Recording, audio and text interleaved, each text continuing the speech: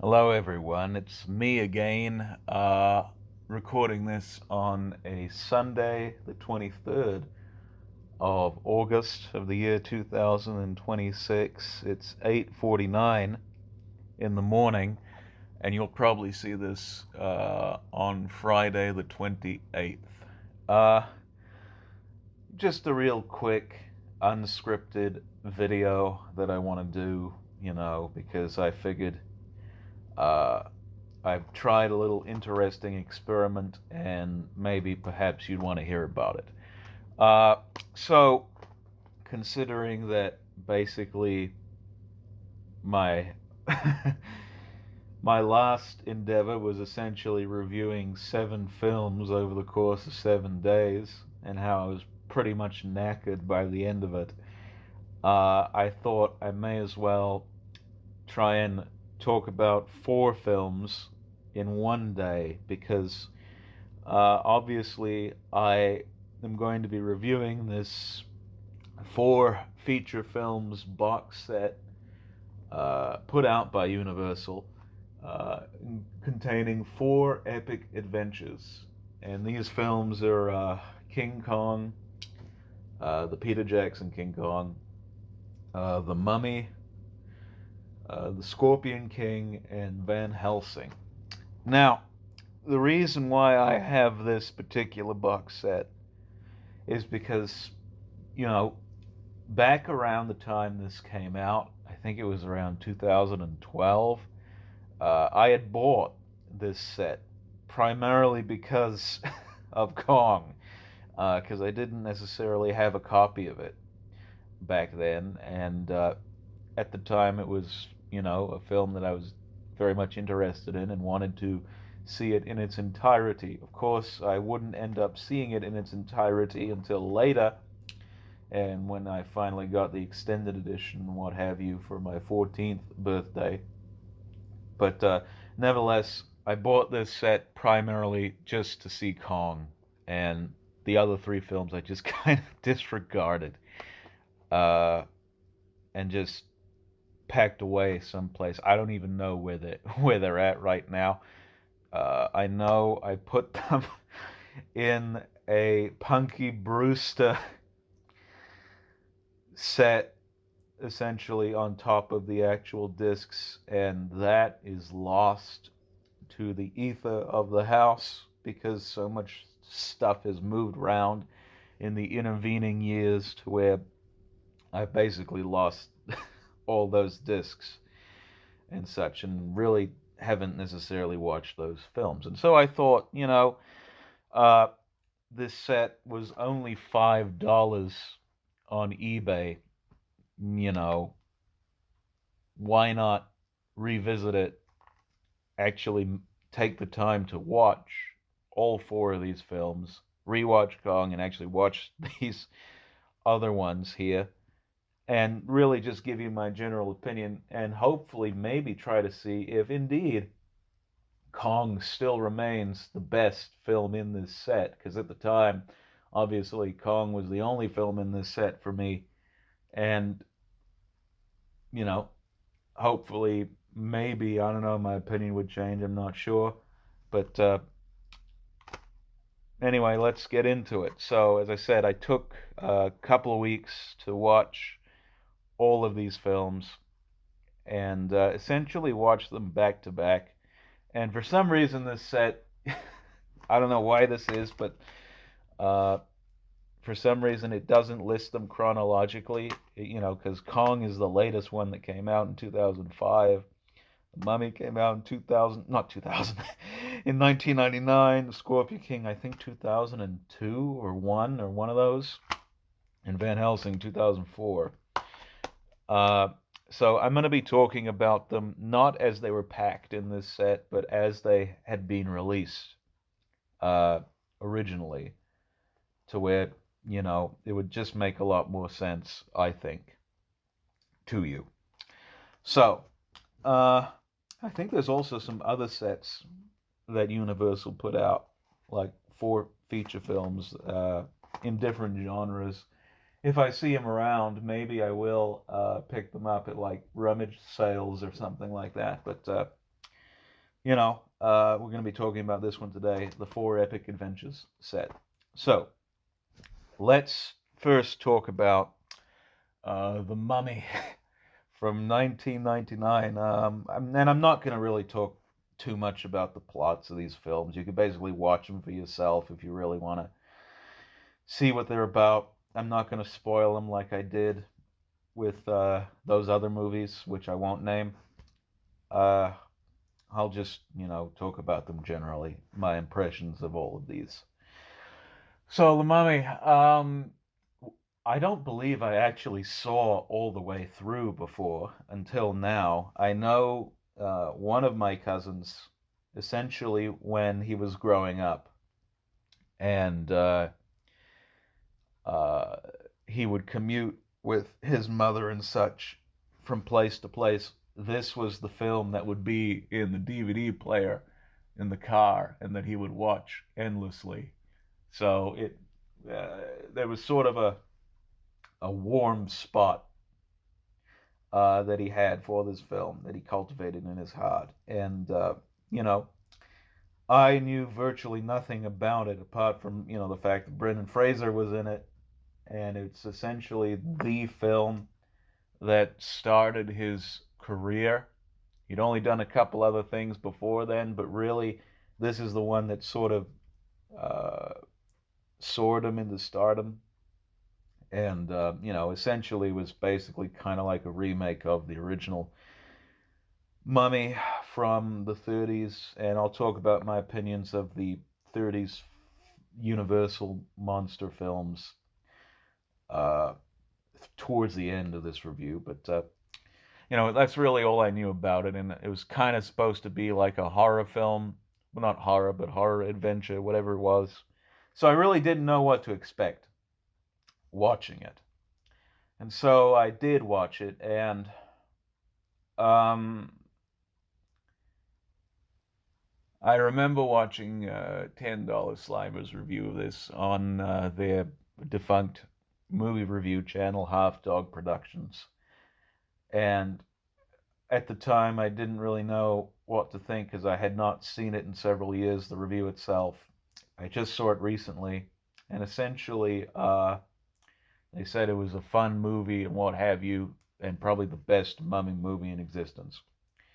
Uh, Speaking as someone who has not seen this film and kind of really just knowing what I like in terms of films, this film struck me as being very strange. Tonally, it didn't really seem to know what it wanted to be. Uh, there are moments in there, for some reason, that are just laugh out loud funny. But then there are other moments in there that are just so utterly horrific that I don't even want to see them again. And it was, as you were watching the film, I was thinking, what am I supposed to feel about this picture? This is really an atonal imbalance to where really it doesn't work on either level as horror or comedy. Supposedly, it's sort of an homage to Indiana Jones. I tell you, I'm not necessarily the biggest fan of Indiana Jones. They were never my favorite movies in the world. I plan to revisit them one of these days. But I won't discuss the CG and all that and how, essentially for the time it looked good and nowadays doesn't look so good because I wasn't necessarily distracted by that. I was just distracted by what the hell kind of movie is this? Is it horror? Is it comedy? Is it adventure? What is it? It tries to do one of those three and mesh them together, but really it doesn't work all that well. For me, at least. Brendan Fraser's performance in it, I guess, is okay. But I'll tell you one thing right now.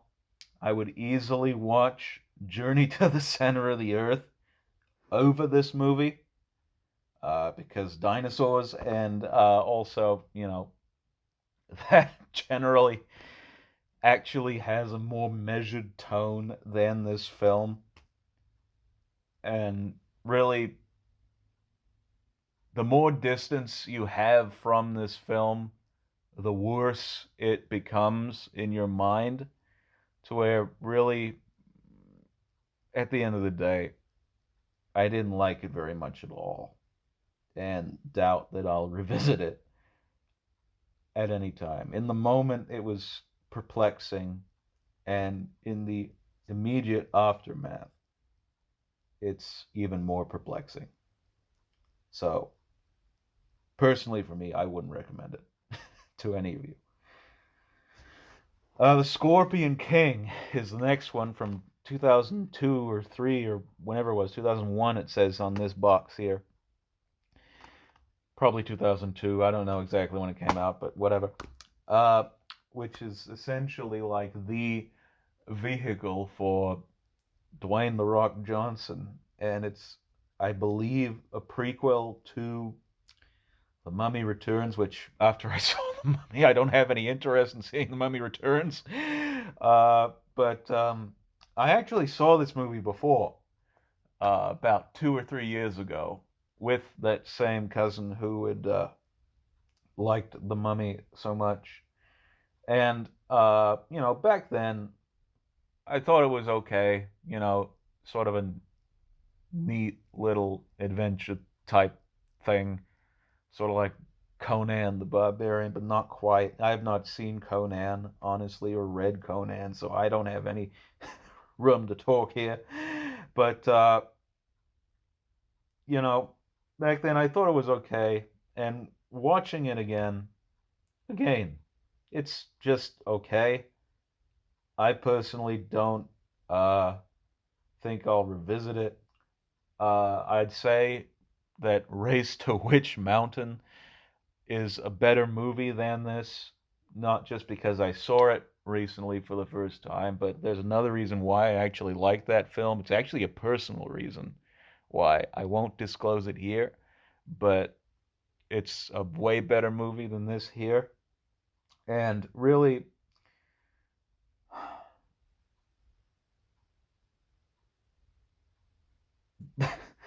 dare I say that the commentary for, you know, most of these films are more interesting than the films themselves, honestly.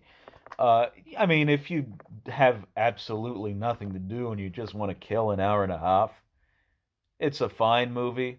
Uh, it's, like I said, like an adventure comedy fantasy thingin', but I'll say this. It was more tonally balanced than The Mummy, to where I was thinking, what in the hell is this?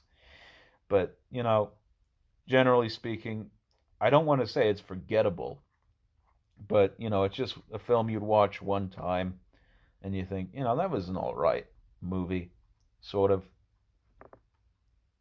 But, nothing really great or anything like that.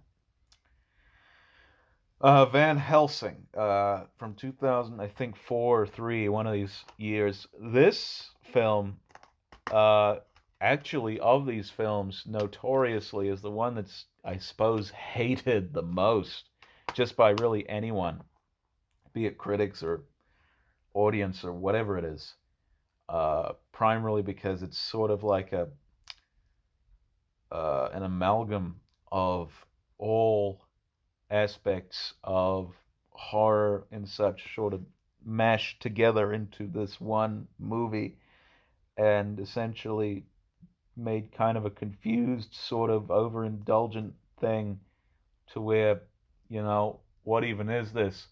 Uh, I know, listening to the commentary, uh, Stephen Sommers, the man who directed and wrote this feature, had done quite a lot of research into basically all mythology on vampires and werewolves and what have you, a lot of the universal monsters and such, and basically just kind of, he knew all this stuff and figured, it'd be fun to basically just play around with it and make your own thing with it. And essentially, that's what this film is. It's a fun experimentation with the genre, its tropes and conventions and what have you. And I believe $10 Slimer said this about the recent He-Man film that came out, where it feels like, you're you get all your action figures and you sort of play around with them in like a fun little kind of playtime scenario. That's what this film is like, a fun little playtime scenario with all of these Universal monsters. And I tell you, the Universal monsters,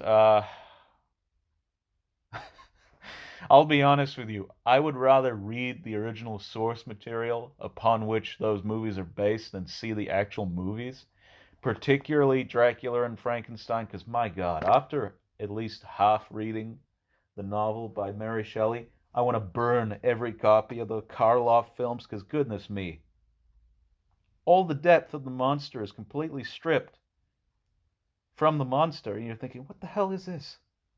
Why are we watching this? And the fact that they make the monster more closer to the book in this one is actually far more commendable than what they did back then. And yes, it knows kind of what it is. It's kind of very campy in ways, the film Van Helsing. You got huge or huge jacked man uh, playing the character here. And, I honestly really, to be truthful, found that it was honestly a better viewing experience than The Mummy because it knew exactly what it was doing and had a more measured tone than The Mummy, to where, it wasn't trying to balance horror, comedy, and adventure on it. It knew exactly what it was. It was basically like a fun action movie, just taking these elements and basically playing around with them to where, you know, you got something that, was quite different at the time and, ultimately is a pretty fun way to kill 2 hours, I would say.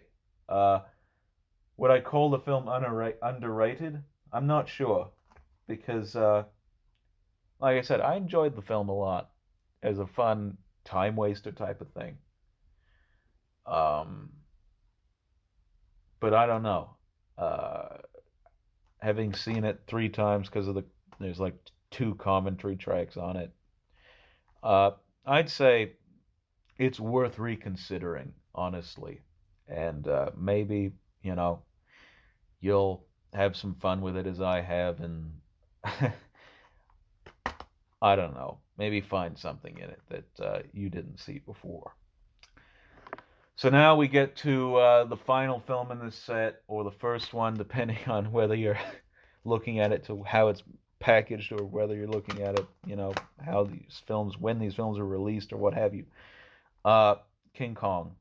Uh, Obviously, I've made no secret about my love for this film on this channel, and how really, you know, it was a defining moment in my upbringing and what have you, to how really I wanted to be a filmmaker because of this film.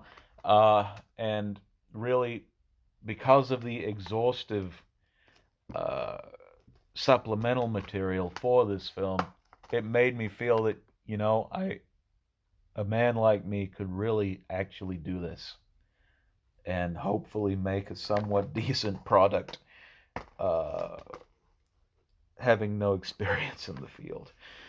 And,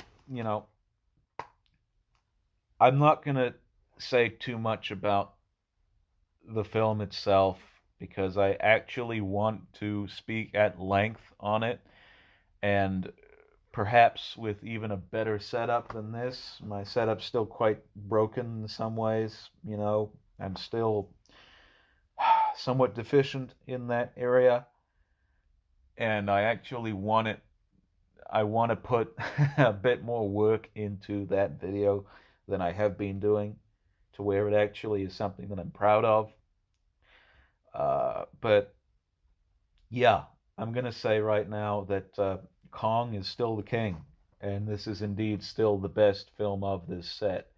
And because I've seen this film countless times and really, uh, sort of have it imprinted on memory, for the past 5 years or so, I haven't necessarily seen the film itself, but I've basically put on the commentary track with Pete Jackson and Philippa Boyens, basically when I was working on something or what have you. So I haven't really even seen the film as a film. I've just sort of heard about what it was like to make this film, to where, I decided,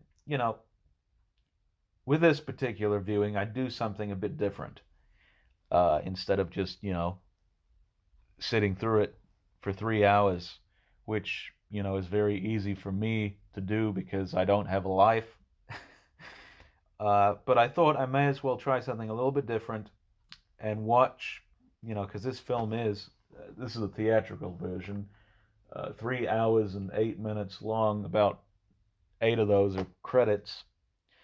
I figured what I'd do is watch maybe 25 minutes of the film each day, take a week, and just really sit with it and sort of savor the whole technicality of certain portions and really just appreciate it in that way.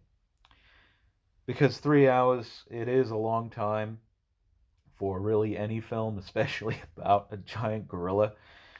But, you know, if you are a fan of this film and have seen it as many times as I have, I'd recommend viewing it in this fashion. Perhaps you'll gain a greater appreciation for it than you did previously. Uh, Generally speaking, I tend to like, even though the extended cut does include a lot of scenes that are sort of more indicative of the original from 1933, and is overall just a better product and such.